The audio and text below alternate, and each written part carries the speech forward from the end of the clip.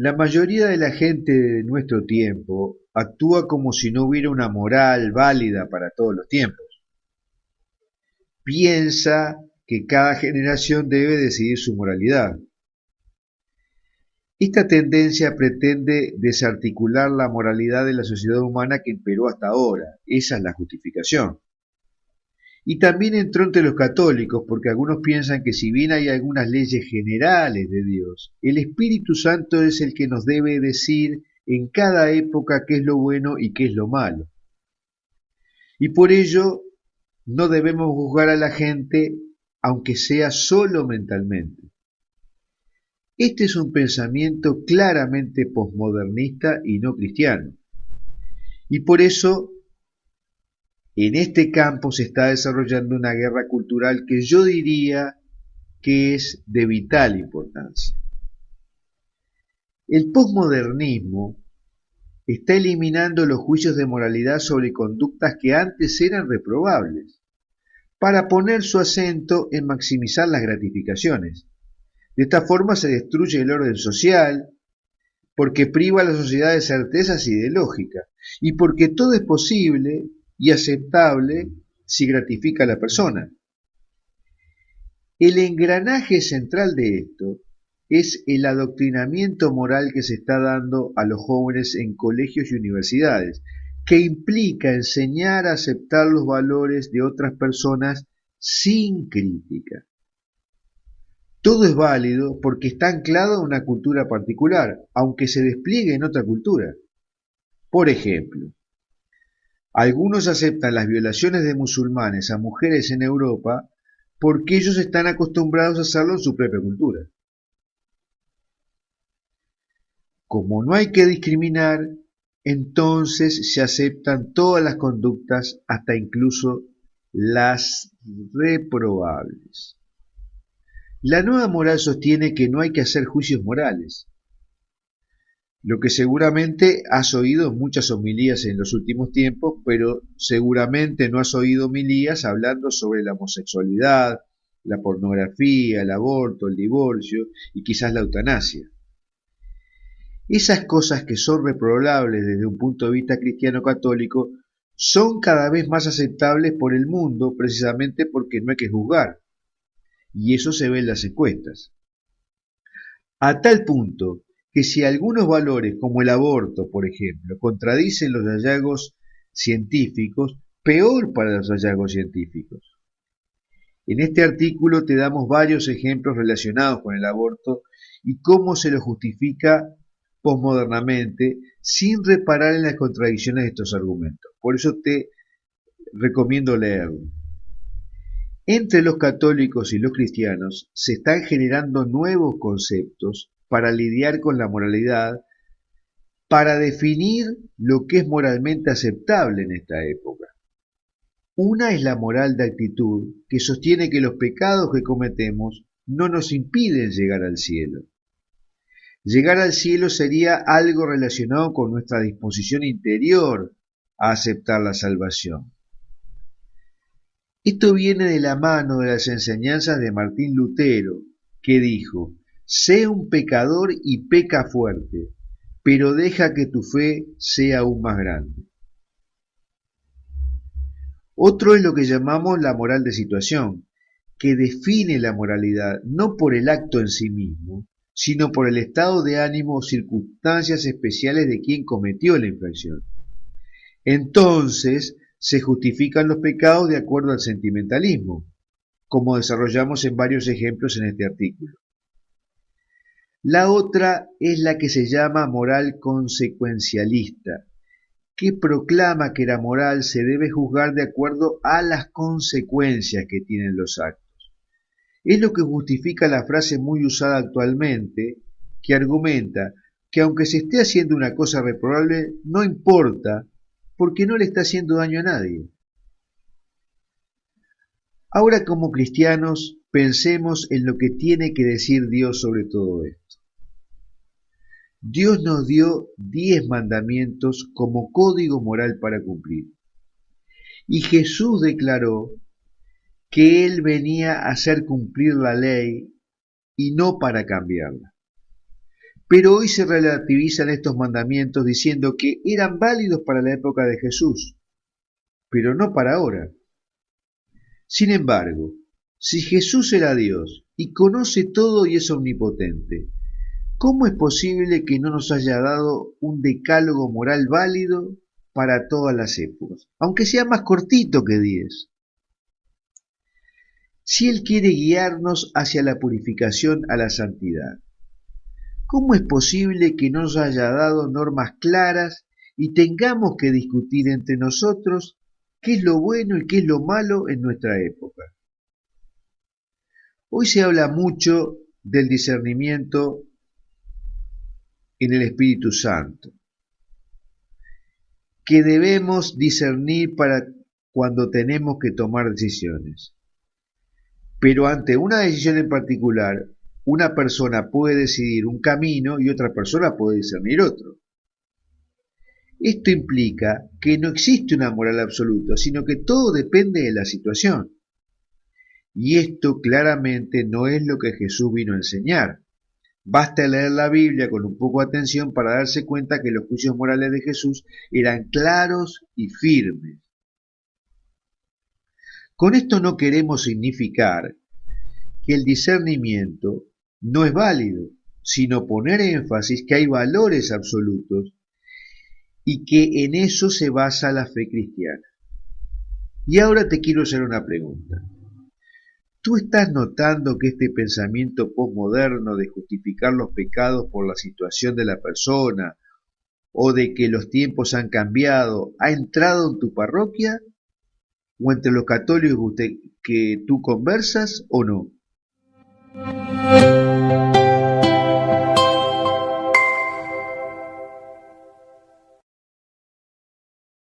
En los momentos críticos de la historia, Dios envía a sus profetas para informarnos de sus planes, y los repite una y otra vez como un eco a través de las décadas para que comprendamos la situación. Y por eso te quiero hablar de una aparición de Jesús en Francia, casi desconocida, en la que Jesús habla de la era de paz y amor que vendrá a través de un segundo Pentecostés producido por el Espíritu Santo. En este video contaremos la historia de la vidente llamada Lucie, cuáles son los mensajes que Jesucristo le dio sobre la nueva época que viene, cómo se dará el pasaje y qué recomendaciones nos hace el Señor.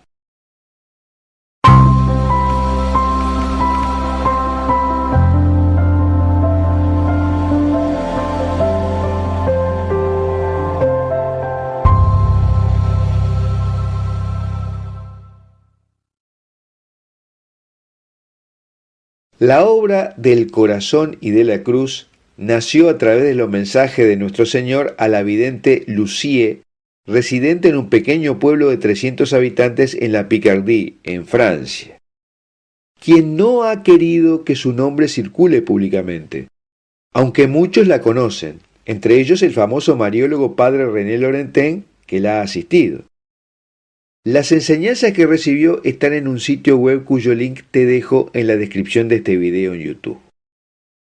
Esposa y madre de 3 hijos pequeños, Lucie era una católica nominal hasta que su vida cambió el 4 de marzo de 1979, cuando sintió que una gran luz descendió sobre ella. Y sucedió estando de visita en la casa de unos amigos, quienes dijeron que si Dios fuera bueno, no pondría a los hombres en el infierno. Eso la hizo estallar y comenzó a defender a Dios. Y fue ahí que comenzó a sentir un gran amor por Dios. Y así curiosamente comenzó a conocer al Dios que ella creía que era distante. Cuando conoció a Dios encontró el amor, y dio ese amor a los demás. Empezó a querer a todo el mundo. Comenzó a ir a misa todos los domingos, porque antes siempre tenía una excusa para prescindir de ella. Y hay que aclarar que en su pueblo se daba misa una sola vez por semana. Luego comenzó a concurrir a un grupo de oración mensual que tenía su madre y al cual nunca había concurrido.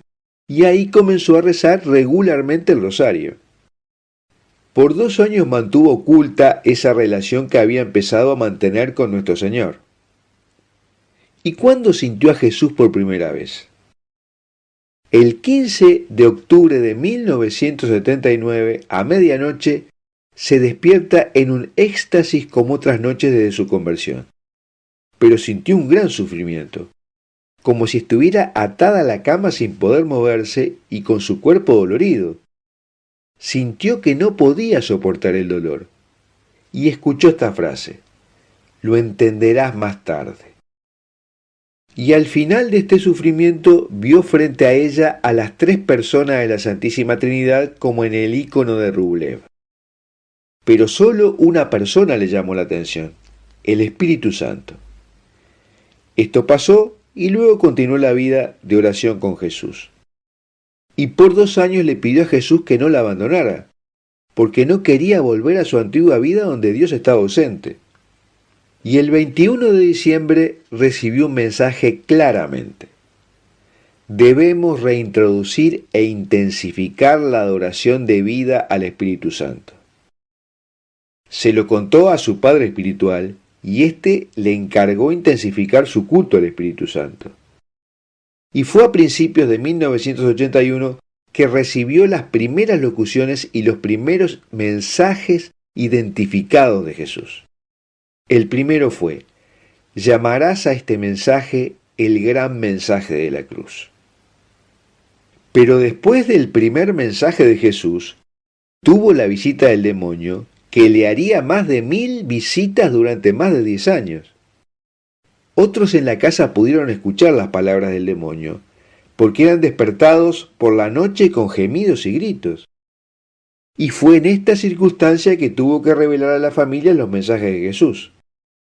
El demonio se le presentaba en diferentes formas, pero especialmente como un animal.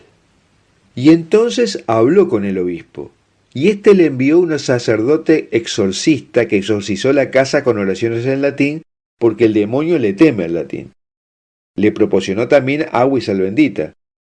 Y a partir de ahí los grandes ataques desaparecen, pero aún quedan ataques menores. Durante el tiempo que recibió los mensajes de Jesús, él le envió por 2 veces un director espiritual, uno de los cuales fue el padre Toinet, famoso profesor de teología en el seminario de Paray-le-Monial. Luego comenzó a ser invitada a dar conferencias para exponer las enseñanzas que escribió en varios libros, y le pidió permiso al obispo, quien se lo dio, junto con instrucciones sobre cómo hablar en público, y le pidió que no se presentara como emisario de la iglesia. Mientras estuvo activa y con la vista sana, había dado más de 1000 conferencias. ¿Y cuáles son los mensajes que Jesús le dio entre 1981 y 1998? Él le dijo: el mundo, la iglesia y las almas necesitan y exigen un nuevo Pentecostés. Toda la tierra lo está esperando. Por eso debemos reintroducir e intensificar el culto debido al Espíritu Santo, para que este Espíritu Divino los ilumine, los guíe y para que con él sean barridas todas las falsas doctrinas que estorban al mundo y a mi iglesia. Está llegando al final de los tiempos, y es el misterio de la redención el que debe cerrar la era del Hijo, así como el misterio de la redención debe abrir la era del Espíritu Santo. Este mundo transfigurado por el Espíritu Santo estará hecho de paz, amor y alegría. Pero le dijo que el tiempo se apresura. La doctrina de la cruz será esta antorcha que preparará y apresurará mi reino. Apoya y anima a los corazones que luchan por el reino del amor. Diles que su Dios está a su lado y que pronto terminará la lucha. He levantado una pequeña parte del velo que cubre mis misterios, mi misterio de amor. Aquí voy, la semilla está sembrada, ya vengo a cosechar. Velad y orad porque no sabéis el día ni la hora.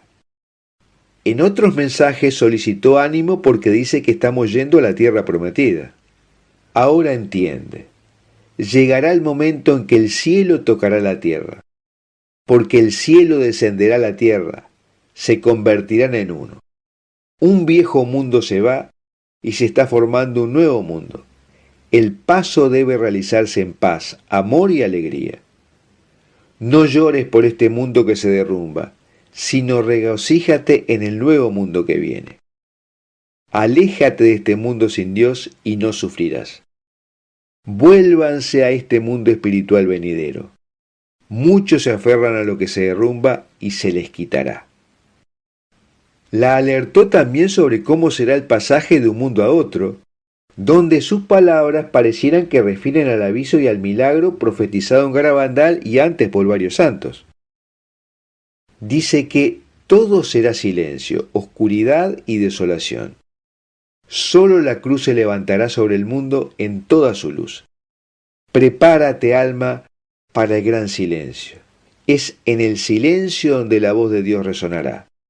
Será un purgatorio donde el alma se verá a sí misma en toda su verdad. Y también la alertó sugiriendo que vamos a tener que usar nuestro libre albedrío en ese momento. Le dijo: no siempre hablaré. Llegará un momento en que te quedarás sola, sin luz, sin apoyo.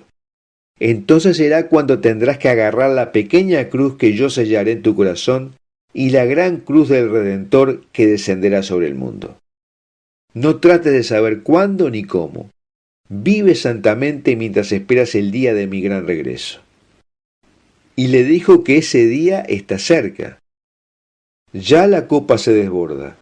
Los elementos se desatan como cuando se acerca una tormenta. El hombre se ha vuelto sordo, ciego y terco. Cuando las tinieblas se hayan disipado, una luz dorada bañará la tierra. Será el reino de la Eucaristía. El reino de mi presencia real será sentida por todos los hombres como en los primeros días del mundo. Está surgiendo un nuevo mundo, un mundo renovado por el Espíritu Santo. Yo soy el Rey, pero mi reino no es de este mundo. Reinaré a través de mi Eucaristía. No estén tristes, sino estén atentos al amanecer. Y le hace una serie de recomendaciones. Dijo: oculto mi justicia detrás de mi misericordia, pero cree que existe. Todos estarán al pie de la cruz. Muchos la contemplarán, pero muchos huirán. La humanidad quedará desamparada y desolada. Se derramará misericordia sobre los que estén al pie de la cruz, pero los que huyan de la misericordia encontrarán la justicia. Bienaventurado el que sea fiel hasta el final. Feliz el que abre su corazón a la misericordia. Rezad para que llegue la hora de la luz, pero sobre todo, rezad para que las almas se conviertan. Rezad por los pecadores. Bueno, hasta aquí lo que te quería contar sobre estos mensajes de Jesús a Lucie, que son realmente desconocidos, pero que tienen una coincidencia muy fuerte con el proceso que estamos viviendo 20 años después. Porque el cielo manda constantemente a sus profetas y los hace visibles en el momento justo. Y me gustaría preguntarte, ¿qué sensación te dan estos mensajes? Si una sensación de seguridad o una sensación de angustia.